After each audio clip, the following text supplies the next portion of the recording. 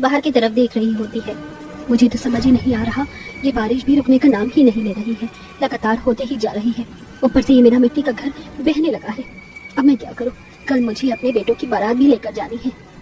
मुझे तो समझ ही नहीं आ रहा, वो 5 अमीर घराने के लड़के इस गरीब घराने में कैसे रहेंगे, कैसे गुजारा करेंगे। उन्हें यहाँ रहने में कोई परेशानी नहीं है, उन्होंने पहले ही हमारे बेटों से कह दिया है। आप चिंता मत करो, सब कुछ ठीक हो जाएगा। तभी पार्वती ऐसा कहकर अपने 5 बेटों के पास जाती है और उनसे कहती है, अरे तुम 5 यहाँ बैठे हुए क्या कर रहे हो?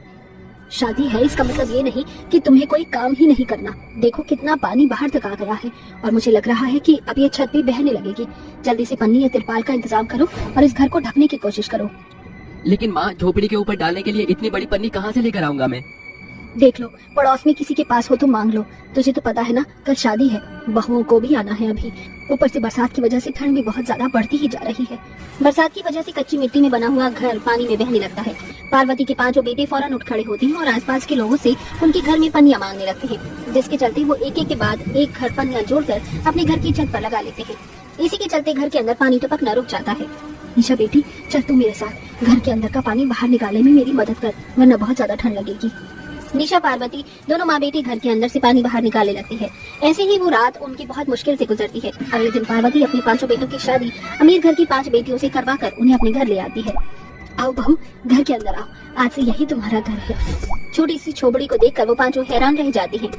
अरे ये तो बस छोटी सी झोपड़ी है माँ जी, क्या हम सभी इसी के अंदर रहेंगे? अरे माँ जी, हम 5 बहनें हैं, हम 5 इस छोटी सी झोपड़ी में कैसे रहेंगे? ऊपर से बारिश का पानी भी टपक रहा है। हमारे पति इतने ज्यादा गरीब होंगे, ये तो मैंने कभी सपने में भी नहीं सोचा था। चिंता मत करो, कल हम 5 भाई शहर जा रहे हैं, उसके बाद हम वहाँ से पैसा कमा कमा कर यहाँ भेज दिया करेंगे। बहुत जल्द यहाँ पर हमारा बहुत अच्छा घर बन जाएगा। हाँ बहू, तुम तो जानती हो ना हम कितने ज्यादा गरीब हैं। मैंने बड़ी ही मुश्किलों से अपने बेटों को पढ़ाया लिखाया, लेकिन इनकी कहीं नौकरी नहीं लग पाई, पर अब उन्हें नौकरी मिल गई है और कल से वो शहर जाकर काम शुरू कर देंगे।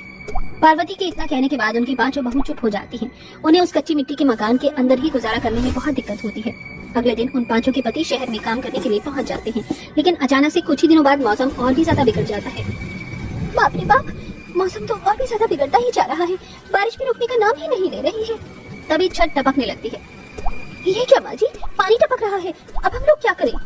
पार्वती अपने घर को देख ही रही थी कि तभी तेज बारिश होने के चलते गांव की बांध टूट जाती है, जिससे सारा पानी गांव में आ जाता है। काफी लोग पानी के अंदर बहने लगते हैं, तो वहीं पार्वती का कच्ची मिट्टी का मकान पूरी तरह पानी में बह जाता है। वो अपनी 5 बहू, अपनी बेटी और साथ में पति को लेकर जंगल में ऊंची सतह की तरफ पहुँचती है। ये क्या हो गया? मैंने तो ये सोचा ही नहीं था। हे भगवान, अब हम लोग कहाँ रहेंगे? हमारा तो पानी में घर भी बह गया। माँ जी, आपको परेशान होने की जरूरत नहीं है, हम लोग है ना, हम सब मिलकर कोई ना कोई उपाय ढूंढ ही लेंगे। हाँ माँ जी, ये परेशानियाँ धीरे धीरे खत्म हो जाएंगी। वैसे मेरे दिमाग में तो एक विचार आ रहा है, यहाँ जंगल में लकड़ियाँ भी हैं और पेड़ भी, क्यों ना हम पत्तों से अपने लिए घर बना लें? सही कहा, चलो पहले लकड़ी से ढांचा बनाते हैं और उसके ऊपर फिर पत्ते लगा देंगे, जिससे पानी अंदर ना आ सके। वो 5 बहनें एक दूसरे की मदद करती हैं और जंगल में बड़े बड़े केले के पत्ते और लकड़ियां ढूंढकर पत्तों से घर बनाने की कोशिश करती हैं। देखते ही देखते 5 बहनें मिलकर जंगल के अंदर पत्तों के 2 घर बनाती हैं और अपनी सास और ससुर के लिए, और एक में वो 5 खुद रहती हैं। अचू, अचू, अचू, मुझे लग रहा है कि मुझे जुकाम हो गया है। मुझे बहुत ठंड लग रही है, लग रहा है जैसे सर्दी लग गई हो। मेरे भी शरीर में मुझे बहुत दर्द हो रहा है। ठंड के चलते हम 5 ने बिना गर्म कपड़ों के ही बहुत काम किया है, ऊपर से ये बारिश रुकने का नाम ही नहीं ले रही है। आखिरकार ये दिसंबर का महीना चल रहा है, ठंड तो होनी ही थी। जब हमें इतनी ठंड लग रही है तो हमारे पास सास ससुर को तो और भी ज्यादा ठंड लग रही होगी। ऊपर से हमारी ननद भी बेचारी ठंड में कपकपा रही होगी।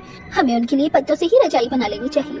वो 5 जंगल से कई सारे पत्ते इकट्ठे करती हैं और फिर उन्हें अपने पत्तों के घर के अंदर थोड़ी सी आग जलाकर सुखाती हैं। पत्ते सूखने के बाद वो उन्हें सिल सिल कर रजाई बना लेती हैं, तो वो फिर उसके बाद उसे अपने सास ससुर और ननद को देने जाती हैं। माँ बाबूजी, मैं जानती हूँ कि बहुत ज्यादा ठंड है, पता नहीं हमारे पति वापस कब लौटेंगे और कब हमारी ये परेशानियाँ खत्म होंगी, इसीलिए हमने ये पत्तों की रजाई बनाई है, जिसमें हवा नहीं आएगी और आपको ठंड भी नहीं लगेगी। अरे वाह बहू, ये पत्तों की रजाई तो बड़ी ही मजबूत और गर्म लग रही है। तुम 5 तो सच में बहुत समझदार हो। पार्वती वो रजाई रख लेती है, जिसके बाद आरती वहाँ से चली जाती है। वो जैसे तैसे करके थोड़ी सी लकड़ी जलाकर अपने पत्तों के घर के अंदर थोड़ी गर्माहट कर लेती है और उस रात वो आराम से सो जाते हैं। उन्हें जरा भी ठंड नहीं लगती। अगले दिन जब सवेरा होता है तो पार्वती और कैलाश अपनी 5 बहू से कहते हैं, ये ठंडी हवा रुकने का नाम नहीं ले रही थी और तुमने तो कमाल का पत्तों का घर बनाया है। इतना अच्छा आइडिया तुम्हारे पास आया कहाँ से? बाबूजी, हालात सब कुछ सिखा देते हैं। ये तो बस दिमाग में आया कि पत्तों का इस्तेमाल करके हम कुछ अच्छा कर सकते हैं, तो बस इसीलिए हमने पत्तों का घर बना दिया। जैसे मेरे दिमाग में एक और आइडिया आया है, हम पत्ते और फूलों से माला बनाएंगे और उसे बेचेंगे। जब तक हमारी पति नहीं आ जाती तब तक तो हमारे लिए यही सही होगा पैसे कमाने का तरीका। वो पांचों बहू मिलकर पत्तों की बहुत अच्छी और सुंदर सुंदर माला बनाकर तैयार कर लेती हैं, जिसके बाद वो मंदिर में जाकर उन्हें बेचने लगती हैं। उनकी एक एक माला बिक जाती है और उनको पैसे मिल जाते हैं। उन पैसों से वो अपने घर का राशन पानी ले आती हैं और अब उनके पास खाना खाने के लिए बर्तन तक नहीं थे, जिसके चलते वो बड़े बड़े पत्तों को बर्तनों की तरह इस्तेमाल करती हैं। वैसे पत्तों के ऊपर खाना खाने में भी मजा आ रहा है। आज अगर तुम पांचों ना होती तो पता नहीं हमारा क्या होता, जबकि तुमने ऐसे दिन कभी जिंदगी में नहीं देखे होंगे। पहले हमें भी ऐसा ही लगा था कि हम यहाँ नहीं रह पाएंगे, लेकिन आप लोगों के साथ हमें हर सिचुएशन में रहना आ गया। आखिरकार आप हमारा परिवार हो। पांचों बहू अपने सास ससुर और ननंद के साथ खाना खा ही रही थी कि तभी उनके घर में उनके पांचों पति भी आ गए, जो शहर से खूब सारा पैसा कमा कर लाते हैं। उन्हें देखकर पार्वती, कैलाश, निशा तीनों बहुत ज्यादा खुश होते हैं और पांचों बहू भी। हमने तो कभी सपने में भी नहीं सोचा था कि हमारा परिवार इतने सारे दुख उठाएगा, लेकिन अब किसी भी चीज की परेशानी नहीं होगी, क्योंकि हम बहुत सारा पैसा कमा कर लाए हैं। हम एक पक्का मकान खरीदेंगे और उसमें रहेंगे। पांचों भाई मिलकर कमाए हुए पैसों से पक्का मकान बनवाते हैं और उसमें रहने लगते हैं। बचे हुए पैसों से वो अपना खुद का काम खोल लेते हैं, जिसके बाद अब उनके पास कमाई का साधन भी हो जाता है। ऐसे ही धीरे धीरे उनकी सभी परेशानियां खत्म हो जाती हैं और वो सभी एक साथ खुशी खुशी रहने लगते हैं।